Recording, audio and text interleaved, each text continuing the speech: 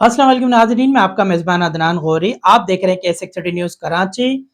थाना डिफेंस के इलाके से 21 जनवरी 2026 को फयाज नामी शख्स अगवा होता है और अगवा होने के बाद 22 तारीख को क्या होता है और किन की कॉलें आती हैं, ये सब आप हमारे प्रोग्राम को एंड तक देखिएगा। आपको बताएंगे कि ऐसे जालिम लोग जो हमारे इदारों को नाम बदनाम करते हैं, कौन लोग हैं वो, उनका चेहरा हम करेंगे बेनकाब। हमें उम्मीद है आप प्रोग्राम एंड तक देखें। हमारे साथ इस वक्त जो फयाज नामी शख्स जो हमारी स्क्रीन पे जिसकी तस्वीर नजर आ रही है, थाना डिफेंस के इलाके से अगवा होता है 21 जनवरी 2026 को। हमारे साथ मौजूद हैं लाइन के ऊपर एडवोकेट नजमुद्दीन खोसा साहब। इनसे हम जानते हैं कि इसकी क्या हकीकत है, फयाज कैसे अगवा हुआ, क्या मामला था। आइए इनकी जबानी जानते हैं। जी नजमुद्दीन खोसा साहब, आप क्या कहेंगे इस हवाले से? अस्सलाम वालेकुम। वालेकुम भाईजान। ये है कि ये मेरा क्लाइंट है, इसके केस को मैं लुक आफ्टर कर रहा हूँ। फयाज नाम है इनका। इनके घर वालों के कहने के मुताबिक कि 21 तारीख को तकरीबन 3:30 बजे से इसके नंबर वगैरह बंद हो जाते हैं। उसके बाद मतलब कि कोई रास्ता नहीं होता। तो 22 की शाम तक मेरे ख्याल से कोई उसको कॉल आने लगते हैं उसी की व्हाट्सएप के नंबर पे। तो उनके घर वालों से मतलब कि तावान की तलब की जा रही है कि 15 लाख दे दो, 10 लाख दे दो। तो पता चलता है थोड़ा बहुत कि जो है डिफेंस के हदूद में था, तो डिफेंस के थाने वालों ने उठाया है। तो उसमें हमने district and session court south में एप्लीकेशन लगाई है 491 CRPC की। तो वहाँ पे कंसर्न मैजिस्ट्रेट ने जो रेड किया है थाने पे, तो वहाँ से बंदा बरामद नहीं हुआ।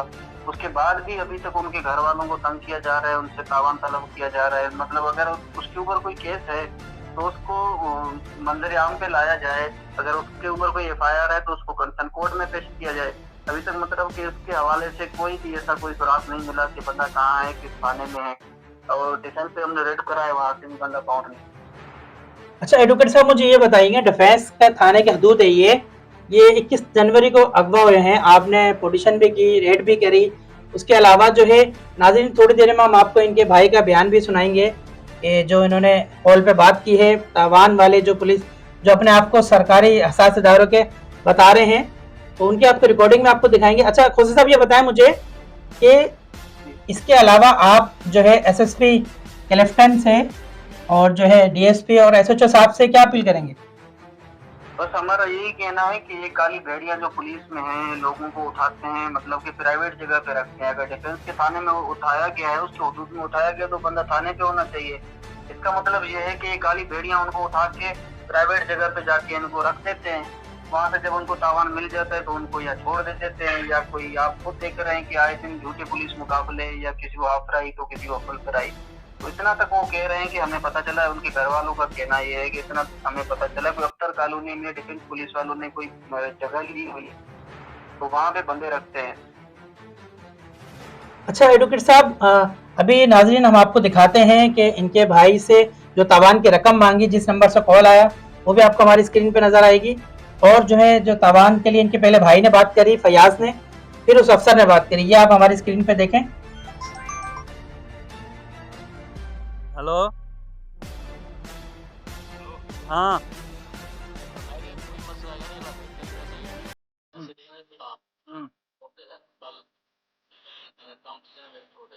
चलो धीरे धीरे थी वाला था घेन गिन तो जेडी डील है आखरी ते गाल खत्म असा भजदे पे गाल दूं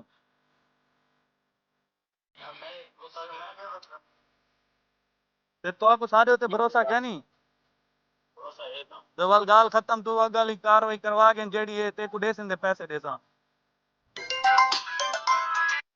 अस्सलाम वालेकुम। हाँ झांगड़े चौकी देर तक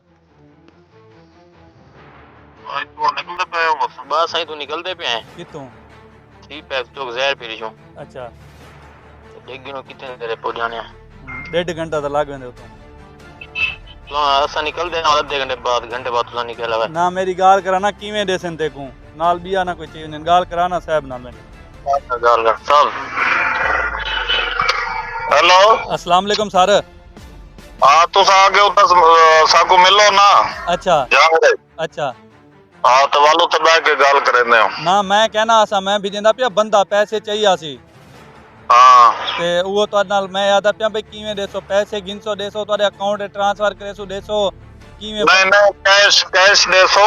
अच्छा ठीक है ते बंदा तो आपको मिल सी है बंदे असा चाह के ना इथों जेड़े बंदे चावने न अच्छा इन्हां को चाह के तो वल बंदा तो आपको मिल सी भावे कल मिल सी भावे परसों मिल सी ना तुसा वाली ना कुछ चाहिए हो पहले सुनो हां ये काम मुका गिनो साको काल दिवा या परसों दे दिवा पैसे देसो ते बंदा गिनसो चलो ठीक हां ओके ये गप नाज़रीन जैसा कि आपने स्क्रीन पे देखा तवान की रकम मांगी जा रही है। अच्छा वकील साहब ये तवान की रकम हमारे नाजरीन ने देखा है।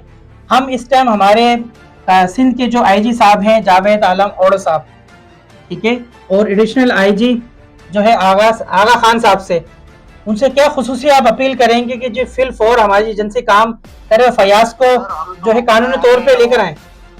हम तो वकील हैं, हम तो कोर्ट के हद तक मौजूद हैं। बाजीदुल के भाई से बात करें, वो क्या चाहते हैं गवर्नमेंट से और क्या चाहते हैं पुलिस से और सिंध की हुकूमत से क्या चाहते हैं, मजीदुल के भाई बताएंगे।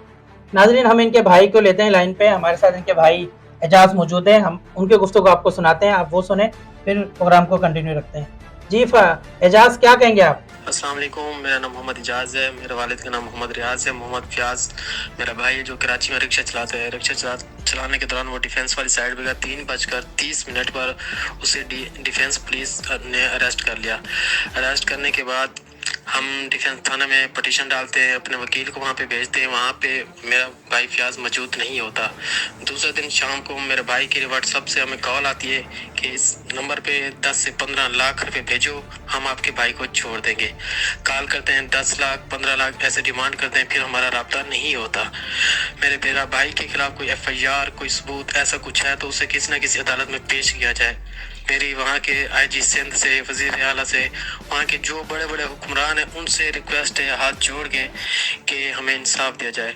उसके खिलाफ कोई FIR है कुछ भी है तो उसे पेश किया जाए। 21 तारीख से लेके आज 29 तारीख हो गई, मेरे भाई का कुछ पता नहीं है।